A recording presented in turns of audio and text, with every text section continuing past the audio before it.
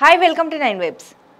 ఏపీలో ఎవరు ముఖ్యమంత్రి కాబోతున్నారనే విషయంలో తెలంగాణ సీఎం రేవంత్ రెడ్డి ఓ అంచనాకు వచ్చేసినట్లే అనిపిస్తోంది. నిన్న రేవంత్ రెడ్డి కుటుంబ సమేతంగా తిరుమలేశుని దర్శించుకున్నారు. తన మనవడి పుట్టు వెంట్రుకలు తీయించారు. ఆ తర్వాత మీడియాతో మాట్లాడుతూ ఆయన ఏపీలో కొత్తగా ఏ ప్రభుత్వం ఏర్పాటు కాబోతుందనే అంశంపై తనదైన స్టైల్లో సంకేతాలు ఇచ్చారు.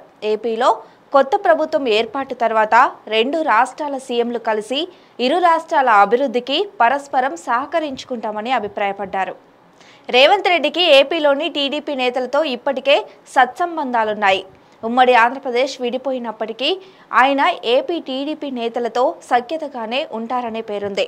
ఈ నేపథ్యంలోనే ఆయన తిరుమలకు వెళ్లిన సందర్భంగా చేసిన వ్యాఖ్యలు పరోక్షంగా టీడీపీ అధినేత చంద్రబాబును ఉద్దేశించి చేసిన కామెంట్స్ అనే అభిప్రాయం వ్యక్తమవుతోంది. బహుశా సీఎం రేవంత్ రెడ్డికి తెలంగాణ ఇంటెలిజెన్స్ నుంచి స్పష్టమైన సమాచారం ఉండడం వల్లే ఏపీలోని ఏ ప్రభుత్వం ఏర్పడబోతుందనే అంశంపై పరోక్షంగా చంద్రబాబు విషయంలో అనుకూలమైన సంకేతాలను ఇచ్చి ఉంటారని రాజకీయ విశ్లేషకులు అంచనా వేస్తున్నారు. మరోవైపు ఏపీలో కనుక ఈసారి ప్రజలు టీడీపీకి పట్టం కడితే రేవంత్ రెడ్డికి కూడా రాజకీయంగా మరింత అనుకూలమైన వాతావరణం ఏర్పడుతుందని ప్రచారం జరుగుతోంది. ఆంధ్రప్రదేశ్లో చంద్రబాబు ముఖ్యమంత్రి అయితే రెండు రాష్ట్రాల మధ్య సుదీర్ఘకాలంగా పెండింగ్లో ఉన్న సమస్యలకు పరిష్కారం దొరికే అవకాశం కనిపిస్తోంది. సాగర్, శ్రీశైలం నీటి పంపిణీ వ్యవహారాలు ఓ కొలిక్కి రానున్నాయి. జూన్ 2తో ఏపీ రీఆర్గనైజేషన్ యాక్ట్ ప్రకారం హైదరాబాద్పై ఆంధ్రప్రదేశ్ హక్కులను కోల్పోనుంది.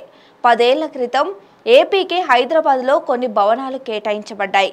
అవన్నిటిపై కూడా ఇరు రాష్ట్రాల ముఖ్యమంత్రులు కూర్చొని మాట్లాడుకోవాల్సి ఉంది. ఏపీకి కేటాయించిన భవనాలను తెలంగాణకు ఆంధ్రప్రదేశ్ అప్పగించాల్సి ఉంటుంది. అందువల్ల ఏపీలో చంద్రబాబు ముఖ్యమంత్రి అయితే రేవంత్ రెడ్డితో ఉన్న రెండు రాష్ట్రాల మధ్య నెలకొన్న సమస్యలకు త్వరగా పరిష్కారం దొరకనున్నట్లు విశ్లేషకులు అభిప్రాయపడుతున్నారు. ఇలాంటి మరిన్ని అప్డేట్స్ కోసం చూస్తూనే ఉండండి 9 వెబ్స్.